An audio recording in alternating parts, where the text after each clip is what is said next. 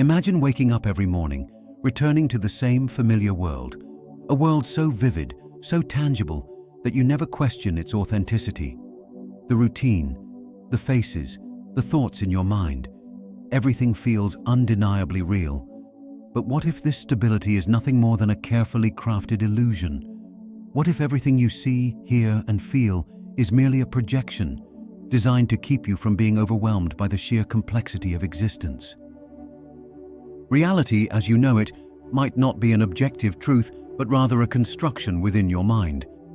This raises unsettling questions. How do you know what's real? How can you be sure that what you perceive is truly what's in front of you? If your entire life is built upon this illusion, how can you be certain that you are living in truth and not deception? And if reality is indeed a lie, then what purpose does it serve? Who or what is behind it all? These questions, if explored deeply, hold the power to change everything you believe about yourself and the world around you. Perhaps the most deceptive part of all is the assumption that waking up each day means returning to the same world as before. Because the truth is, what you are living may not be what it seems. Throughout life, we accept without question what our senses present to us: colors, sounds, textures, smells, and call it reality. But reality is not merely what is in front of us. It is a continuous construction shaped by our minds. The brain, with its incredible capabilities, is not just a passive receiver of information. It is an active creator of the experience you call reality. Every sensation, every perception is not an independent truth, but an interpretation of fragmented data.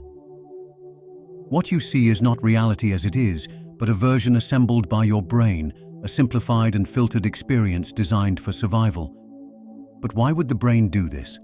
The answer is unsettling: to prevent sensory overload. The world is infinitely more complex than what we perceive, so the brain simplifies it, showing only what is necessary for us to function.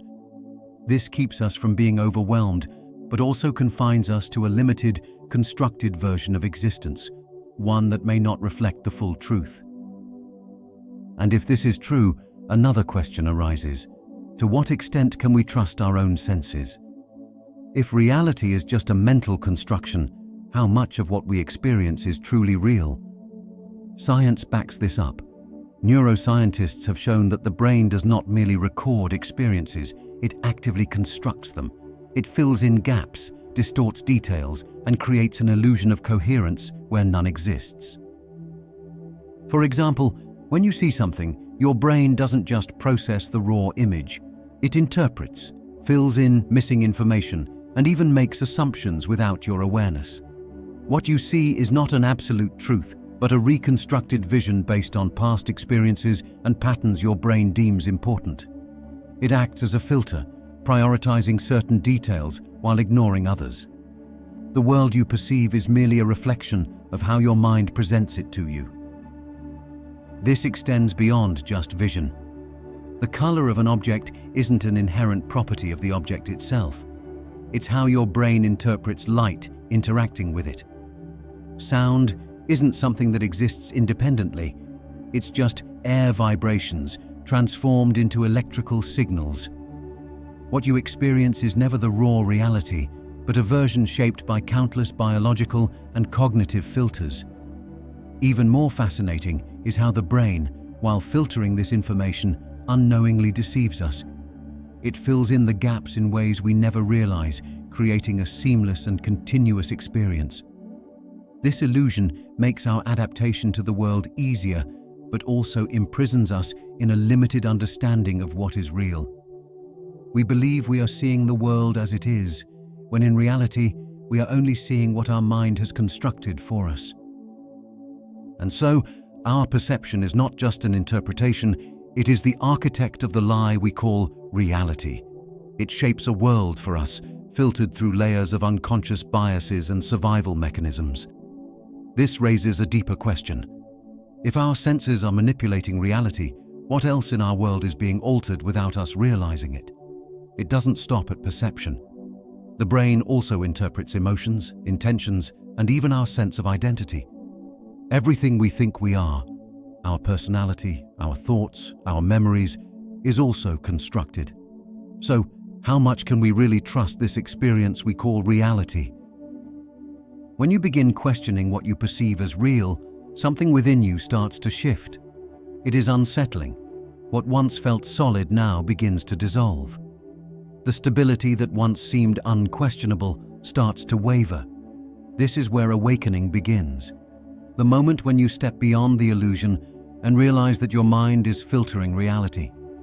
That everything you have taken for granted is not as it seems. But awakening is not easy. It requires patience and a willingness to question everything you once believed. It is not an instant revelation, but a gradual unfolding of truth. The process of self-awareness begins when you observe your thoughts and emotions without identifying with them. You start to see that you are not your thoughts, not your emotions, not even the idea of yourself. And in that moment, a new vision emerges, a perception free from illusion. You don't need to seek out something mystical or hidden. The truth has always been right in front of you, waiting to be recognized. But to see it, you must be willing to let go of everything you were taught, everything you assumed to be true. The more you detach from these illusions, the clearer your vision becomes. Now pause for a moment and reflect. If you could see yourself from the outside, as if observing from another perspective, what would you see? Would you perceive yourself as a fixed, unchanging identity? Or would you realize that you are something fluid, constantly evolving? The idea of self is just another construct, one that changes over time. The person you were 10 years ago is not the same as who you are today. Your identity is a collection of memories, experiences, and perceptions that shift and evolve. Even the way you define yourself is shaped by illusions. Buddhist philosophy speaks of anatta, the idea of no self, the concept that identity is an illusion. What we think of as me is actually a series of ever-changing elements. There is no fixed core, no permanent self, just a stream of experiences moving through time. And this leads to the heart of a deeper paradox, the nature of consciousness itself. Where does consciousness begin? Is there a real observer within us? Or is the self just another illusion, another perception created by the mind? Philosophers and scientists alike have debated this mystery for centuries. Some believe that consciousness is just a byproduct of brain activity, while others argue that it is something more, an awareness beyond physical form. Yet when we try to find this observer within ourselves, it seems to disappear. There is no fixed self watching from a distance, just an ever-changing stream of perception. And this brings us to a troubling realization. If our identity is an illusion, what does that mean for free will? We like to believe we are in control of our choices, that we have the ability to shape our lives. But what if free will is just another illusion? Studies in neuroscience suggest that many of our choices are made by our subconscious before we even become aware of them. The brain processes decisions automatically, generating actions before we consciously decide to act. What we think of as free will may just be an afterthought, our minds tricking us into believing we are in control. This revelation challenges everything we assume about ourselves. If our actions are predetermined by subconscious processes, how much of our life is truly ours to control? The illusion of choice keeps us feeling free, but in reality, much of what we do is guided by unseen forces within our minds. But awakening to this truth is not about despair, it's about freedom. Recognizing the illusion does not mean being trapped by it. Instead, it allows us to live more consciously, to break free from automatic patterns, and to see life for what it truly is. The journey of awakening is not about finding an end point. It's not about sudden enlightenment. It's a process, a continuous unfolding of truth, a gradual peeling away of illusion. And as you begin to see the world differently, you may feel discomfort. But that discomfort is not a sign of loss. It is proof that you are beginning to wake up. Thank you for joining me on this journey. If this message resonated with you, like and subscribe. Share this with others who may be ready to question their reality, and leave a comment below with your thoughts. See you soon.